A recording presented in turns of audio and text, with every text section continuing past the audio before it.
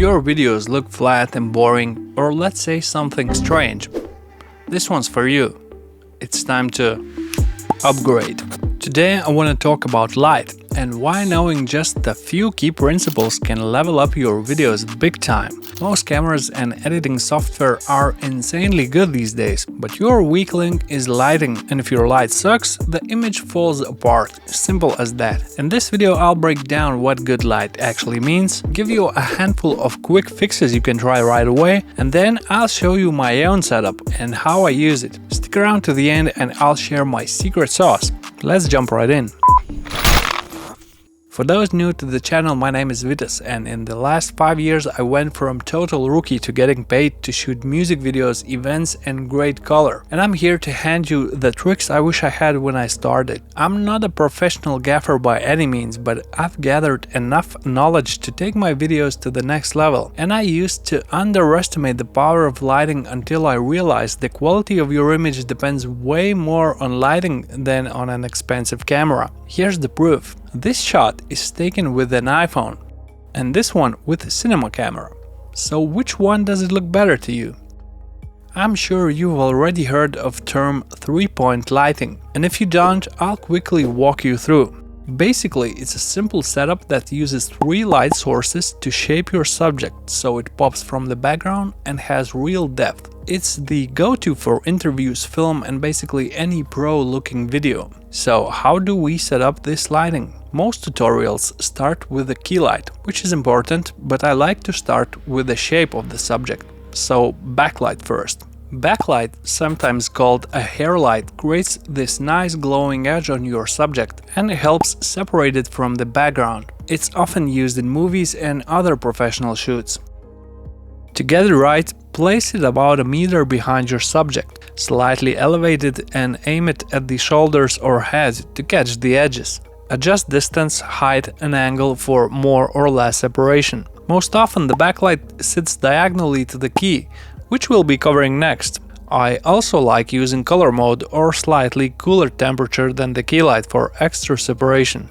When I'm filming outside or when conditions aren't perfect and I don't have any fixtures with me, I still try to use backlight first. It gives the image that 3D pop and helps your subject stand out. To control spill, use a grid or barn doors, or just feather the light so the rim doesn't flare the lens or wash the background. Alright, let's talk key light now. This is your main light, the one doing the heavy lifting. I like it in front but off to the side, so one half of the face is lit and the other rolls into shadow. Angle-wise, 45 degrees is the classic starting point. For a more cinematic look, keep the key a bit off to the side and then move your camera slightly toward the shadow side of the face. That way the lens sees more shape, light on one side, gentle shadow on the other, so the image feels deeper. If you're aiming for a softer and more aesthetic look for a good quality light with a big softbox. The larger the source, the softer the look you get. These large and powerful lights can get really expensive if you go for top brands. But here's what I'm using right here.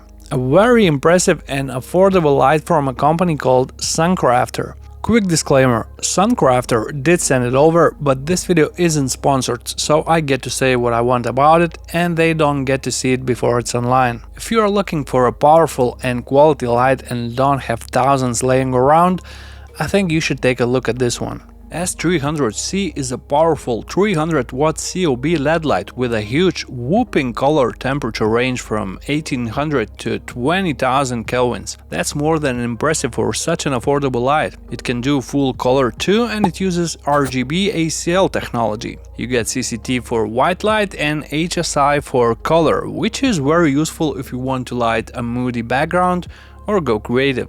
It also has 10 different effects such as strobing, fireworks or TV static. I like that back panel is very simple and easy to control, and the Lumen Plus app gives you way more deeper controls.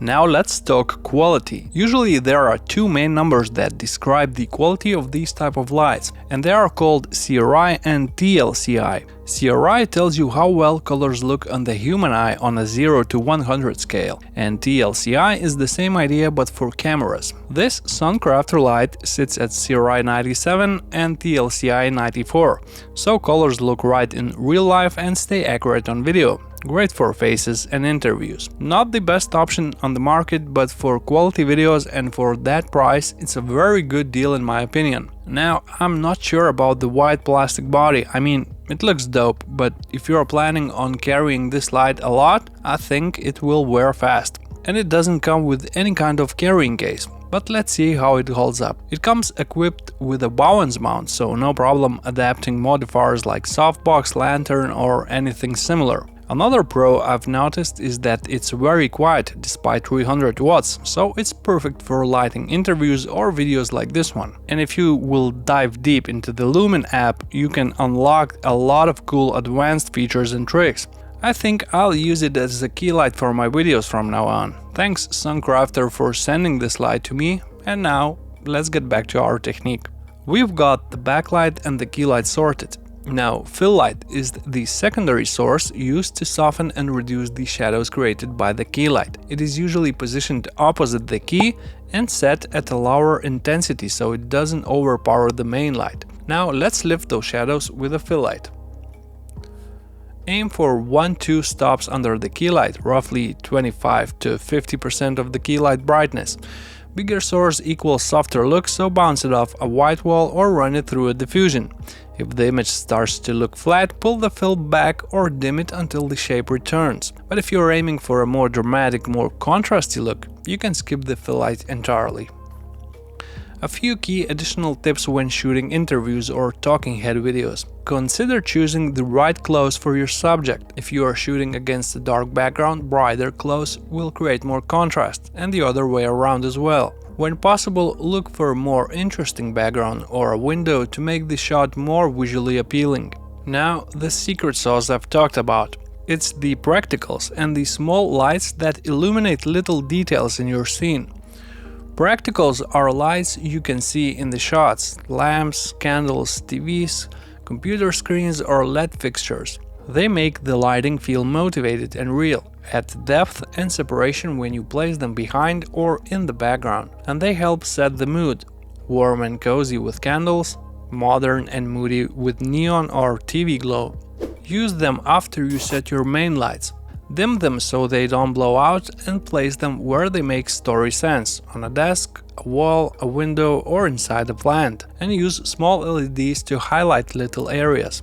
To wrap up, if you want a cinematic look, put your money into lights first instead of pricey camera. Learn these basics first and your image will jump right away.